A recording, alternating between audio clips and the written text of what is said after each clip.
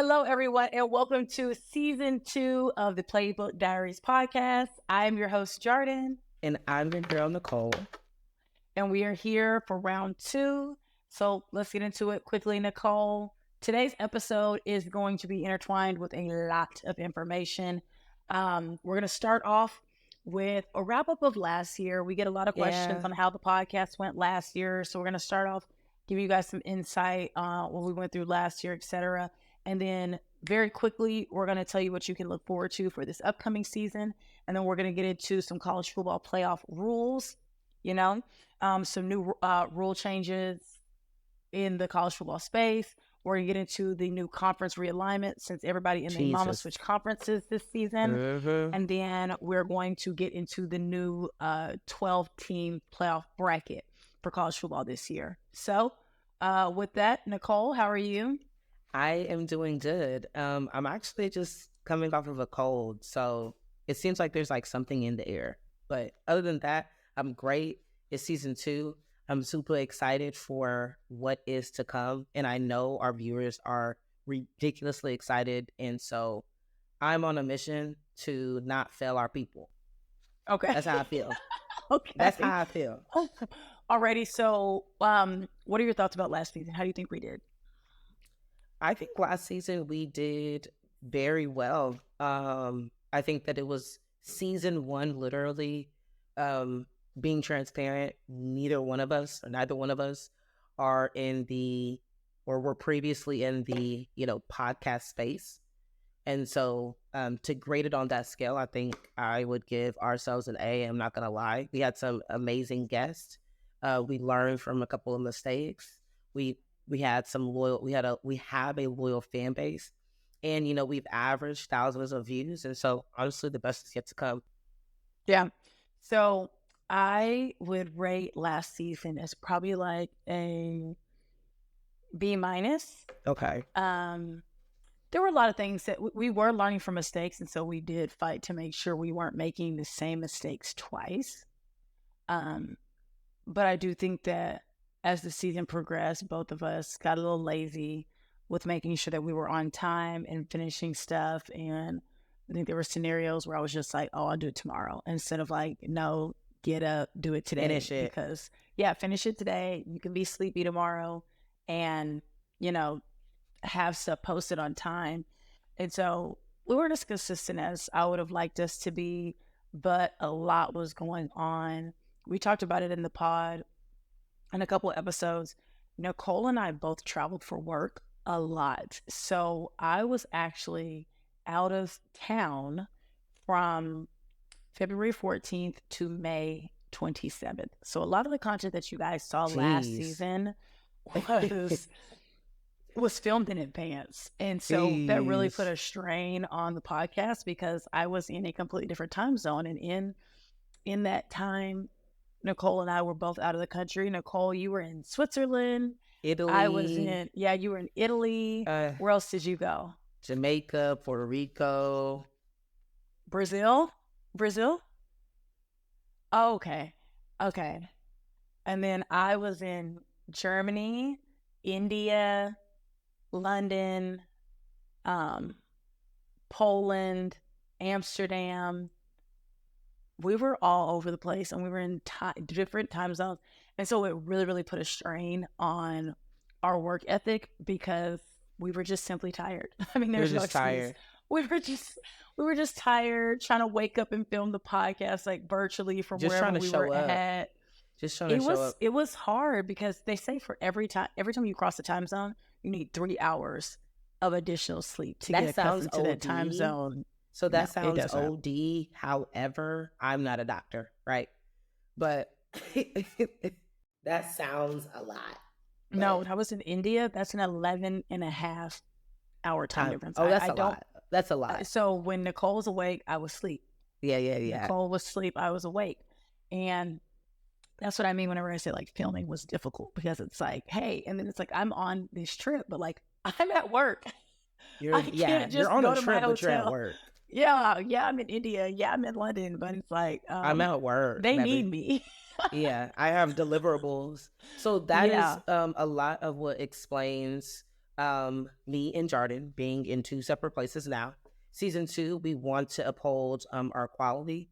One of the biggest, one of the largest feedbacks, at least I received, was that we have amazing quality. Not only do we have amazing talking points, but we have amazing quality, and we wanted to uphold that. And so we have to get creative, keep it pushing. And so here we are. Yep. So let's talk about how some changes that we're going to make this season for the podcast. Like, what changes can the viewers expect to see this season? Aside from us being virtual, you will start seeing us virtual for the most part. We're still going to try to get some guests on, but we're not going to be guest centered. So, Nicole, you want to explain that a little bit more? Yeah. So season 1, almost every episode, or just about every episode, we had a guest. We actually, positioned the podcast, assuming that our viewers wanted to hear from people who they don't even know. Mm-hmm. But our viewers actually have provided more feedback, which we are very grateful for. And they want to hear more of me and Jardin. And so that is one of the biggest changes, I would say. It is just going to be conversation between you and I, things we agree on, things we do not agree on, and go from there.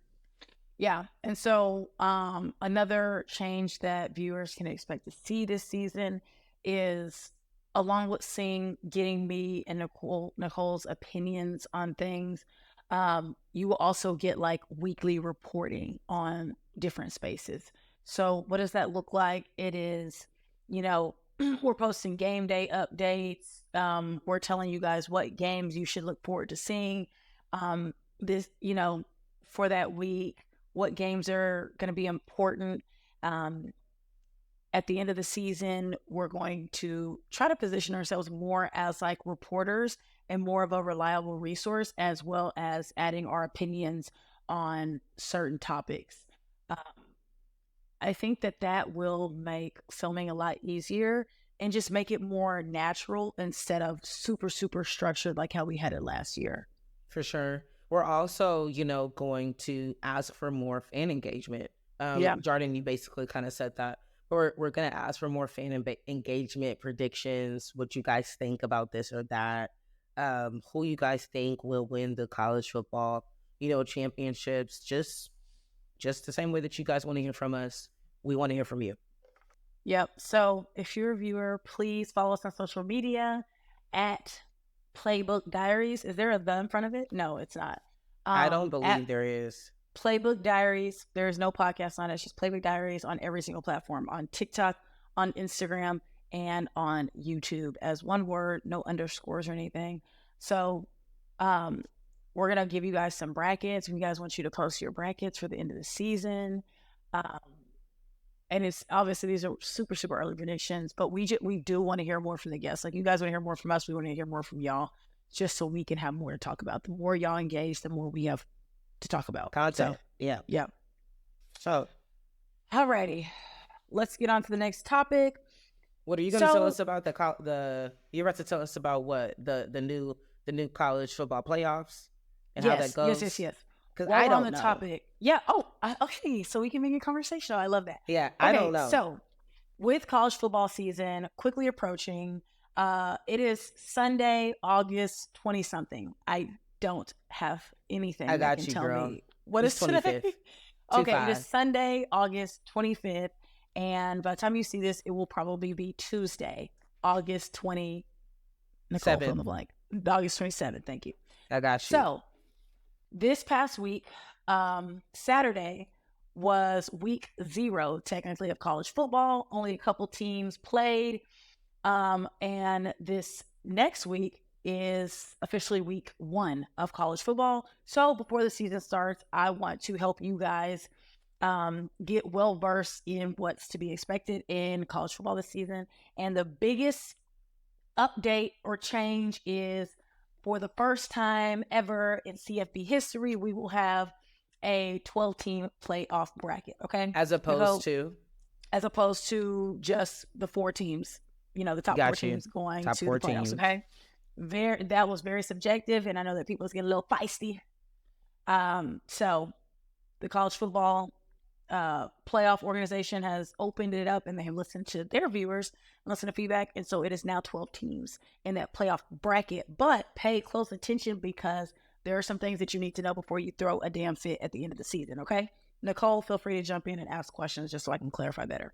So even with that, though, are you thinking, or are you assuming, or is this a fact that college football players has moved from a 4-team bracket to a 12-team bracket because people are not believing or seeing that teams are not having a fair chance? It's super. I think that you said subjective. Yeah, it is subjective. When you're only picking the top 4 teams and you got 6 teams that are undefeated, that's pretty tough. That's tough. It's really hard.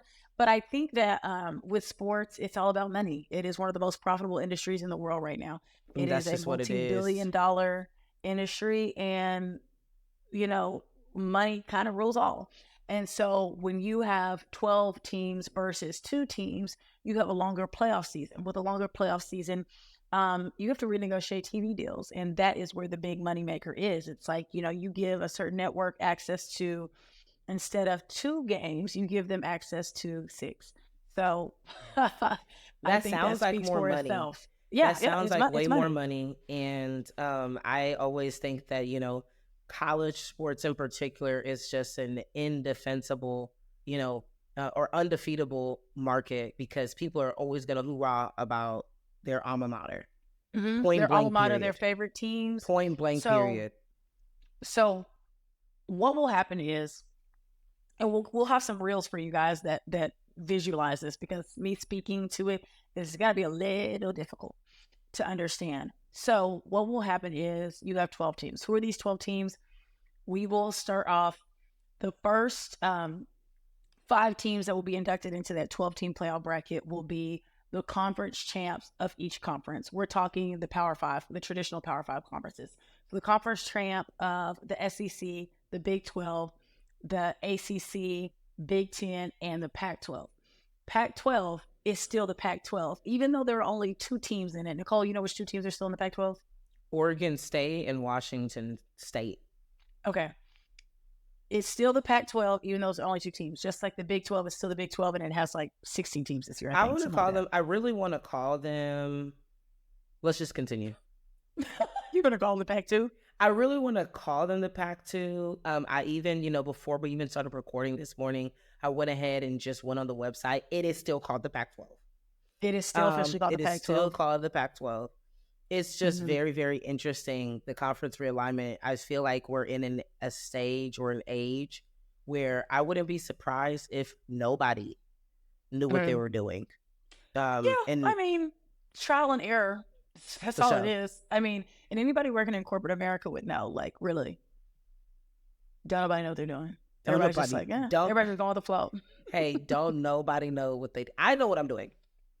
Except for everybody else. I know what I'm doing. I do very well. Everybody else don't know what they doing. But anyways, back on topic. So you'll have the 5 conference champs of those Power 5 conferences, and they will be seeds 1 through 5.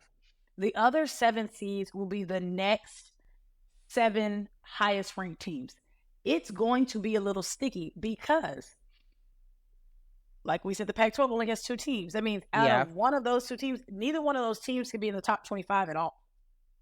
They don't have to be in the top 25 at all, and they will still get an automatic bid as the conference champ. So it's either one or the other, and they could be number 24, and they're going to take a top 5 seed.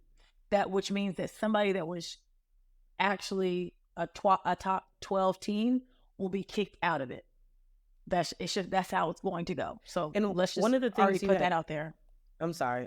One of the things you had talked about was it'll be the conference champion for each conference, and then you also discussed it will be undefeated teams. No. I meant last year. That's last year. It was that was the issue. It was the issue. You have so many undefeated teams, but only so many spots. So it's like if nobody lost, how are we going to pick which 4 out of these 6 that didn't get in? So that's not true about this year. Okay. So there may or may not be some undefeated teams. I do have a contention or an issue or a pushback with. I do think people are right with, hey, this team was undefeated.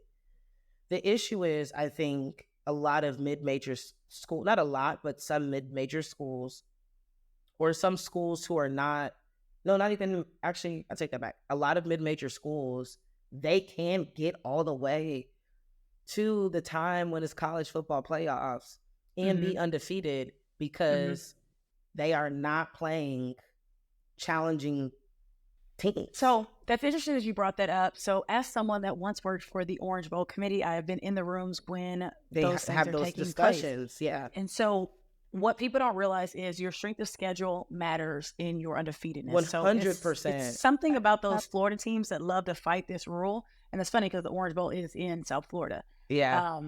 But Florida State, University of Central Florida, yeah, that's cool that y'all are undefeated, but y'all are kind of playing.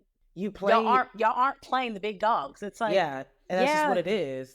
And it's different from Florida State playing a bunch of non-Power 5 schools saying, "Oh, I'm undefeated," and then you have teams like that are playing Bama, and it's like, yeah, we lost the game, but we lost to Bama, and we barely it's a lost. big difference. It's a humongous difference. So I can push back on that argument, but I see both sides.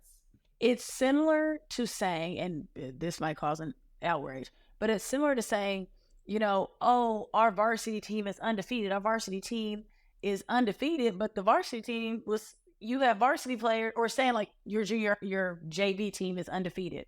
And it's like, yeah, that's cool that your JV team is undefeated, but you have varsity players that came down to play on JV to beat these teams. It's like, the level of difficulty is different. And so that's why.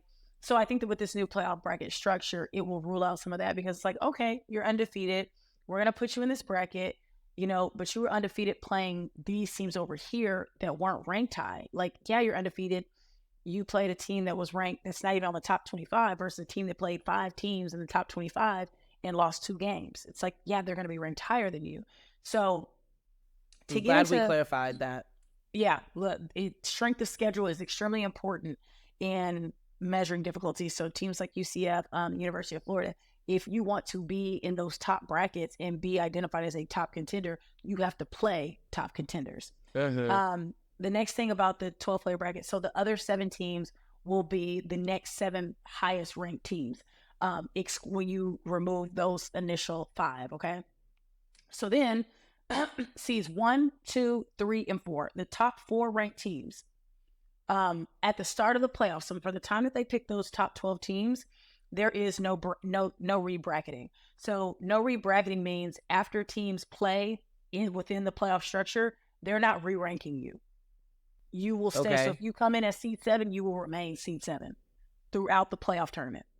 So the top 4 ranked teams will receive an automatic bye week, okay? Fair. You will not play the first week, the top 4.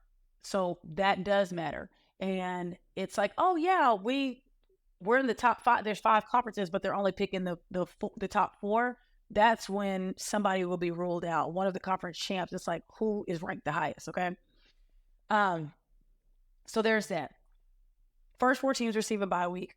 The other 8 teams will play, and the winner of those will go on to play one of each of those teams that received a bye week. Okay. So the winner of the seeds, this sounds difficult, but it does sound very difficult. That's what I said. I'm going to have a reel. I think we need like a visual or something. Yeah. So when I'll put a reel out. Mm-hmm. Yeah. When the situation comes about, I think like a visualization will be great, but we just want to prepare our girlies. Yeah. So y'all know those 8 teams, seeds 5 through 12 the winner of those are 4 games. The winners of those games will go on to play one of the top 4 teams. That is the quarterfinals. This is where it gets interesting. Those first games, so when the teams receive the bye week, those first games are not played at a playoff site. They're not played at a bowl game. They're played on the college campuses. That's what's so fun about it. It's getting really interesting. So the teams that are playing, yeah, there will be a legit home and away team. There will be no neutral sites.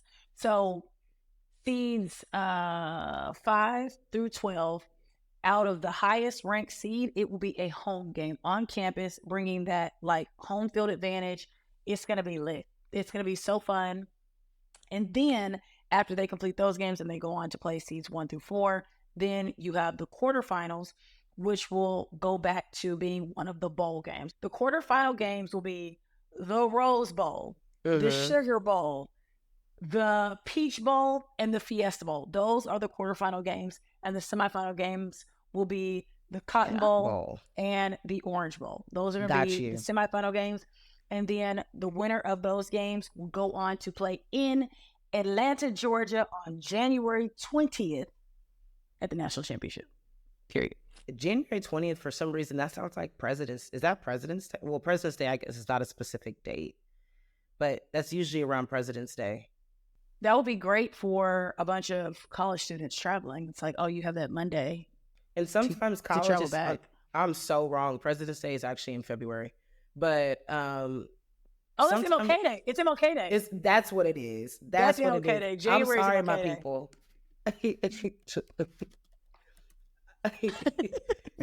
That is exactly MLK Day. I'm like, it sounds like a day it just sounds like a very familiar day. It is MLK Day. I wouldn't even know whether that should be that weekend. Yeah, I feel like that's probably the week that college students will even get back into class. Yeah, winter break. It should be. Yeah, it should be. So, yeah, those are some major changes. I love the idea of having home field advantage and having playoff games at a home site.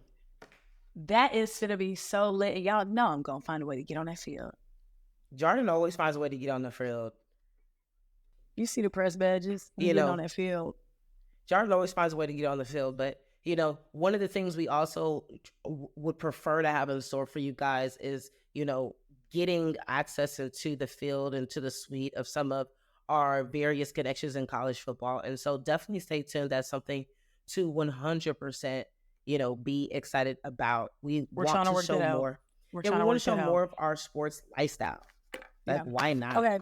So we just talked about the details of the 12-team bracket. Nicole, can you walk us through the conference realignment?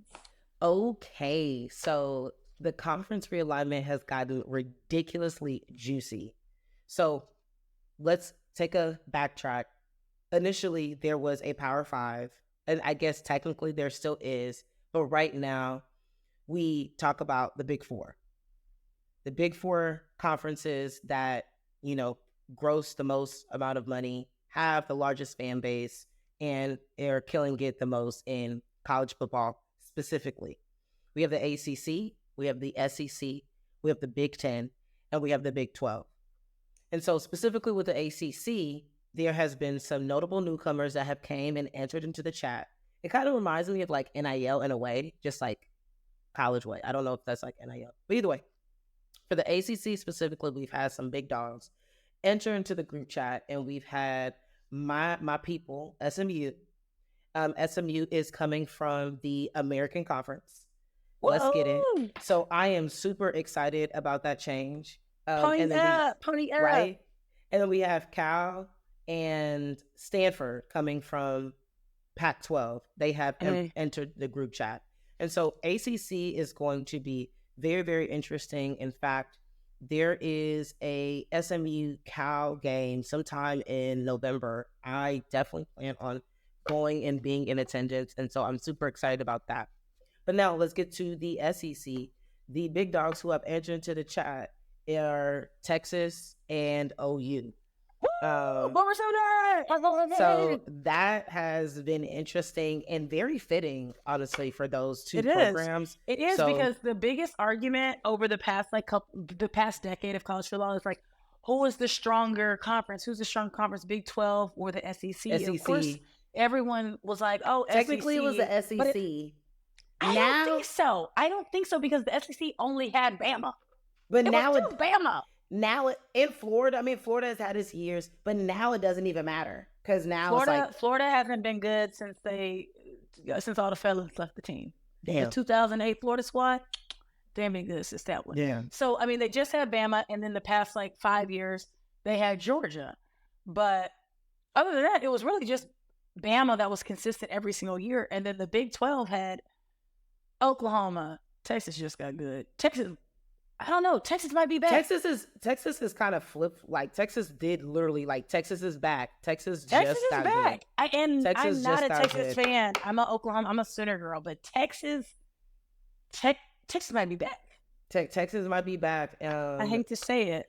I mean, so yeah. And then we have the Big Ten, and so the big dogs who have entered into that chat is UCLA, USC, and Washington. Those three programs are again from the Pac-12, and I think that's pretty fitting. I wouldn't know where they would go other than the Big Ten, so I feel like that makes sense. I don't. It would be a little. I could see them in. I could see them in the Big 12, but I could see them in the Big 12. But you know, like USC and yeah, I could probably see them in the Big 12 too.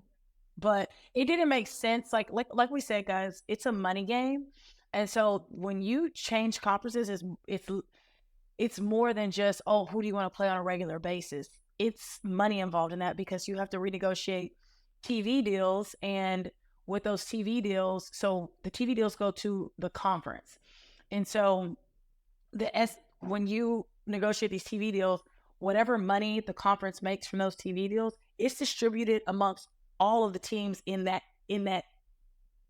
conference. So when you go to when they change conferences, it's like, oh, okay, we're gonna go to this conference. We get more money because we're only splitting it X amount of ways. Where it's like, or they're offering more, but we got to split the money 16 ways. Now the SEC, I would be very interested to see the SEC's contract because they got all the big players. That's gonna be the biggest. That's gonna be the biggest TV package. That's going to be a ridiculously large TV package. So yeah, I'm excited for that. It has the biggest players. Yeah, for sure. For sure. And so that is the Big Ten. And then we go on to the Big 12. The notable newcomers in the Big 12 are Utah, Arizona, Colorado, and Arizona State. You got some other ones. You got UCF too, and Houston, U of H. Well, that was last year. Oh, they did technically enter last year. Okay. They technically entered last year, but just, I guess, for the sake of it, they are somewhat newcomers, U of H and UCF and Cincinnati. Yeah. Cincinnati last year, right? And Cincinnati. But the people, the programs who have joined this year are Arizona, Arizona State, Colorado, and Utah. What you think about Colorado? Deion Sanders. I really want one of them to come on our show. Somebody from the team, somebody from the staff. What do you think about that? I mean, they're still newcomers, and I always tell people, I'm like, you cannot judge a coach by its first 3 years in the program because it takes, not only are you recruiting players, but you can't just recruit players to your program. You have to develop them. And so you won't see the results of developing those players until about 2-3 years at the school. So this will be Deion's second season at Colorado? Second season, yeah. Yeah. So people were really disappointed in Colorado. They started off strong last year by beating TCU very, very early in the season. That was so exciting. I remember that game. It was so exciting. I was at the game, snuck into it. Did not have a ticket. And I'm gonna let y'all know now, TCU is a very difficult stadium to sneak into. They don't play, but neither do I. So there's a Jardin May, there's a way. And so got into that game. It was super fun. They literally won, I think, like in the last 12 seconds of the game. Just one possession. But people were disappointed in Deion Sanders' season. But I said, this is normal. It takes a lot of adjusting to go from one team to another team, let alone go from one conference to another conference, because each conference has their own style of playing. Even the build of the players, like an SEC linebacker is a lot bigger than a Big 12 linebacker. They're not the same person. Sure. So you have to get these players adjusted to playing in a whole new format. Their body types look different. And so, and Deion Sanders was coming from Jackson State, a whole HBCU, and going to Colorado, a completely different environment, different style of play. And so it was a learning. It was definitely a learning experience. It's just the very beginning. They named Deion Sanders the head coach of Colorado end of the year 2022. So technically, didn't they smack TCU last year? They Yeah, smacked there TCU wasn't a lot last of year. time for development. There wasn't Yeah. enough time for development under the reign of that coach. And like I said, I think it takes anywhere from 2 to 4 years for a coach to get adjusted and like really see the fruits of his labor with his incoming freshmen and like have the time to develop them physically and mentally into the players that he needs them to be for that program's style of play. And let's not even talk about, technically he's had 1 full year. I don't know what everyone was expecting. I actually will judge Deion Sanders based on his first year, because his first year was phenomenal. Before he even came to Colorado, Colorado had a 1-11 season overall. And then Yeah. to end the season when Deion Sanders, his first year, they finished 4-8. So it's already an And improvement. I think that's Already an great. improvement. I think that's great. And I think they even broke a record when they played TCU, like for like a first week college game day record for viewership. They also have a lot of players transfer due to, just being able to go into the transfer portal. And so I'm excited for Colorado. I think that them being in the I'm sorry, I'm having a brain fart. Big Them being 12. in the Big 12 is amazing. Also, I want to backtrack just a little bit. When I was discussing the Big 10 newcomers, I did not name our big dog Oregon. I only named UCLA, USC, and Washington. My bad. Oregon as well. Oregon is definitely going to be a team to watch out for this season. Easily. That's when I make my 2 early predictions for the season. Oregon is going to be, in my opinion, is going to make that top 12 bracket. For sure. I don't know if they'll come in as the conference champions of the Big 12. Big because 10. I need a Big 10. Oregon went to Big 10? Okay. Mm-hmm. Because they would have to defeat Michigan, the big dog. Yeah. They'd have to defeat Michigan and Ohio State. So, but can Oregon do it? They got some big dogs out there. And Oregon also has some massive coaching changes. We have Mr. Rashad Samples as what is he, assistant head coach? Mm-hmm. Coming straight from TCU. No. Arizona State.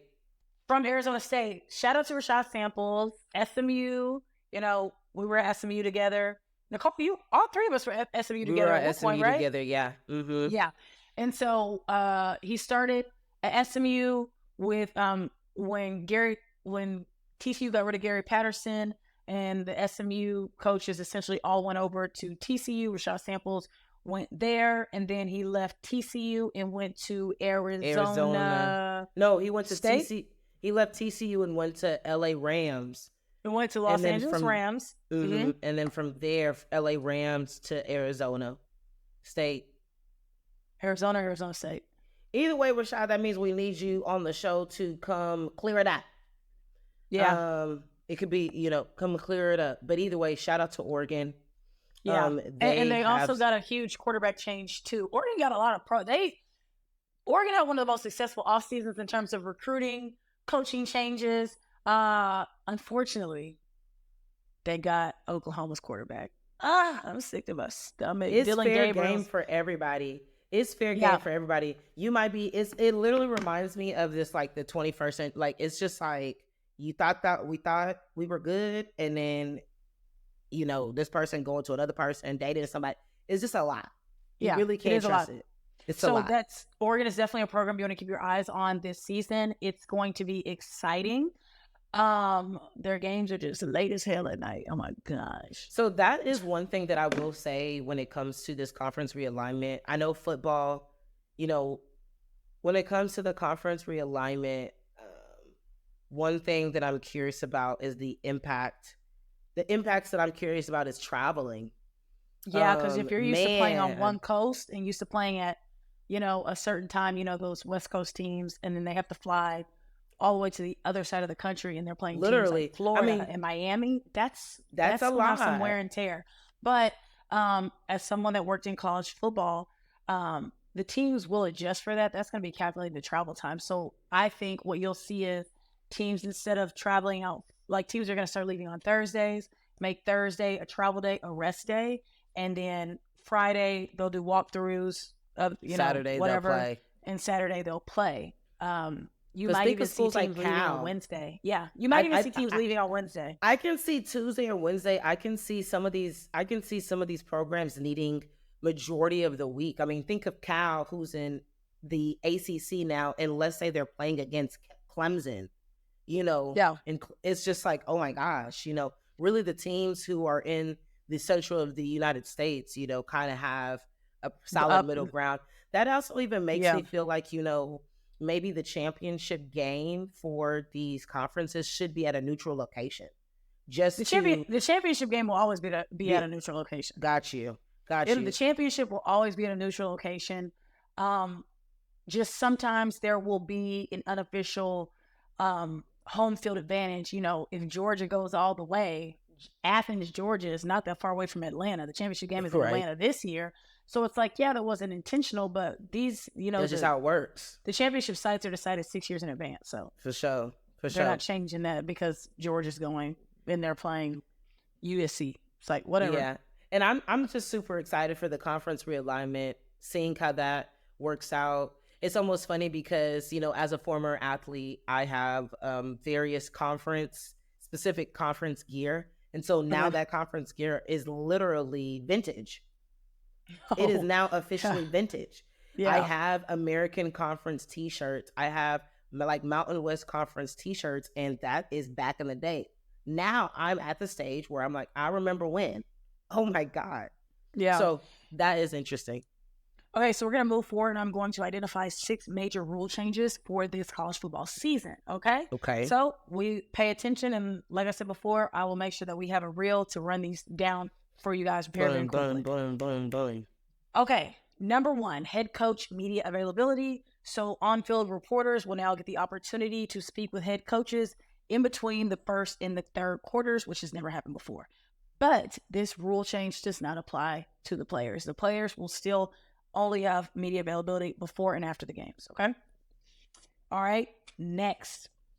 Horse collar tackles will result in a 15-yard personal foul. Now, this was already a rule, but they've added some specifications on this rule. They've made it a little bit more specific. So, like I said, it's always been a penalty, but now if an offensive player is tackled within a newly defined tackle box, that's when horse collar results in a penalty.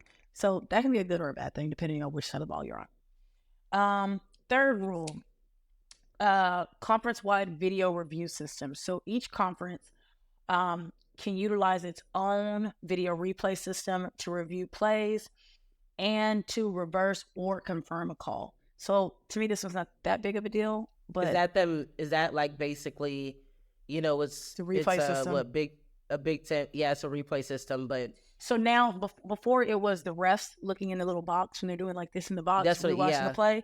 The both teams will now have access to the conference. Will do the replays, but both teams will have access to look at those videos. Okay. For whatever reason, I don't have all my notes on this one. So I'm missing 3 more rules. Another major change is in-helmet communication systems. So now the helmets, coaches will be able to communicate with a single player on the field at a time.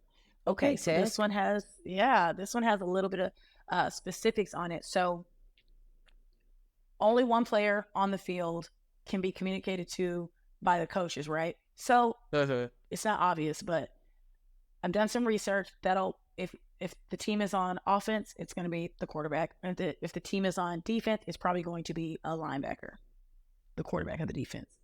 So those will be the players that typically will be communicating with coaches for play calls or like if they're identifying whatever. But the rules on this one are once the ball is snapped, communications will be cut off, or when 15 seconds remain on the play clock, communication will be cut off, whichever occurs first. Does that make sense? Okay, it does. Yeah, so communication will be cut off and they won't be hearing stuff while the play is going on and people are running up and down the field. It won't be that specific. Let's see, that was rule number 4. Rule number 5 is that video replay systems. So there will be not iPads, what are they called? iPads, There will be 18 tablets on each team's sidelines for them to review in-game content. What does this mean? This means that coaches and players will be able to look at live, like in-game plays of that current game. So that means that there will be nothing on this iPad except what's happened in that game during that game. I think this is the biggest rule change to college football because it will allow players and coaches to adjust to the team that they're playing right there in the moment. Right and there. say like, oh, they are favored, this quarterback is favoring the left side today. They're going, let's attack the left side of the field. Whatever. They'll be able to make changes and adjust or review contents of their own players and be like, hey, look how you're doing this. You see how you're doing this? This player is beating you on the curve every single time. Like, go this way because he's looking for you to go this way.